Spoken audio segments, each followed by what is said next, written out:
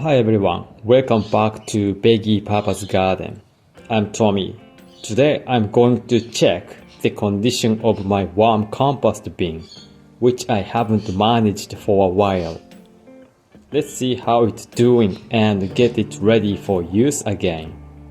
First, let's check the warm compost. I haven't managed it for a while, so I want to see its current state. Here's the first chamber.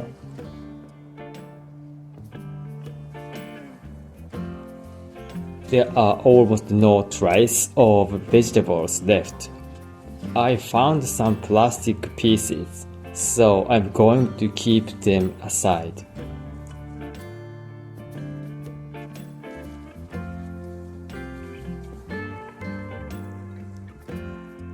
I can still see the worm here, and they look healthy.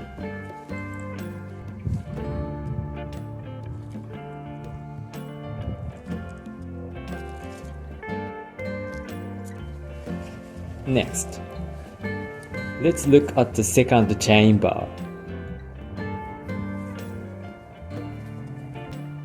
As you can see, there are no vegetables or leftover materials at all. This is better than I expected. When I dug inside, the worms were still alive and healthy.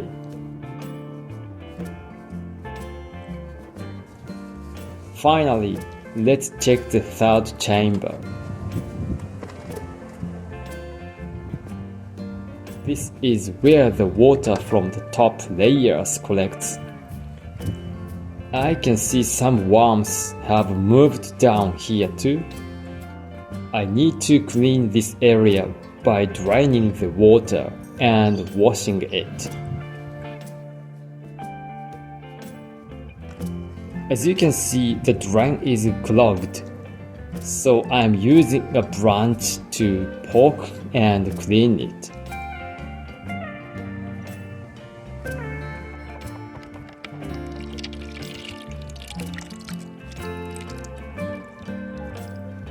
This water is called worm juice, and it's full of nutrients. I will save it for later use.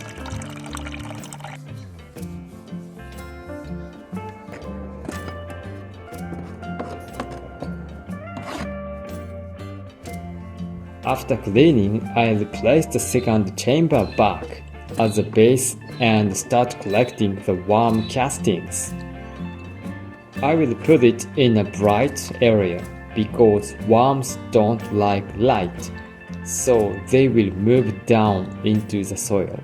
This makes it easier to scoop the castings from the surface.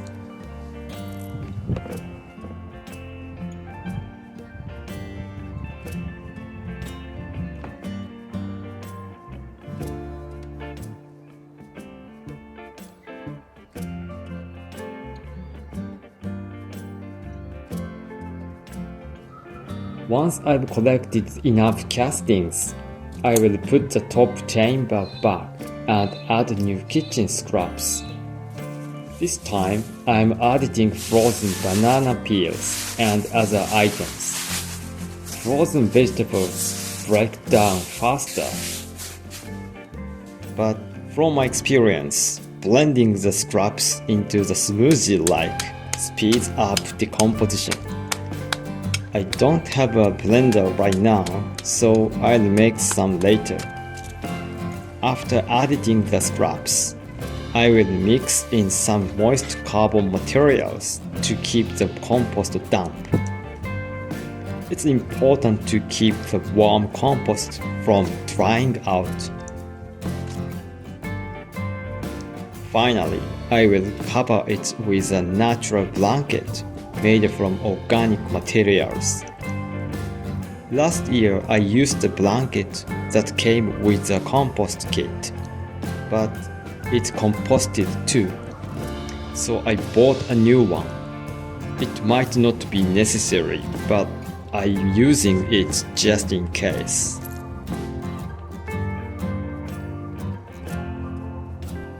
they look just like soil now. It took about a year, but seeing kitchen scraps turn into rich, nutritious soil is amazing.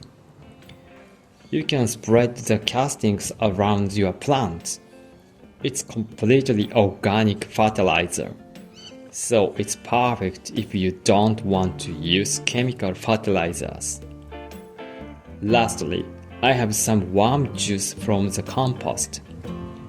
It's full of nutrients, but it's too strong to use directly, so I dilute it with water before applying it to the plants. This nutrient-rich liquid helps your plants grow healthy and strong.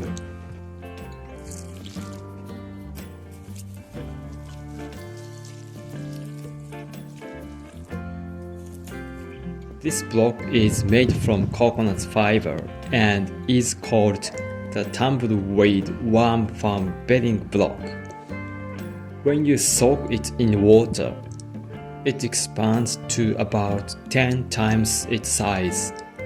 It's really easy to use, just like the expanded block at the bottom of your compost bin. The high absorbency helps keep the worms healthy, and because it's made from natural materials, it's also environmentally friendly. We won't use it this time, but it's just perfect for starting a worm compost. Through today's work, I've revived my worm compost bin. I've got plenty of worm castings and worm juice to use. These are essential for organic gardening, and I highly recommend it to anyone who wants to keep their garden healthy without using chemical fertilizers. Thank you for watching. If you found this video helpful, please give me a thumbs up and subscribe to Beggy-PaPa's Garden for more gardening tips and updates. If you have any questions or comments, leave them below. Catch you next time and happy gardening!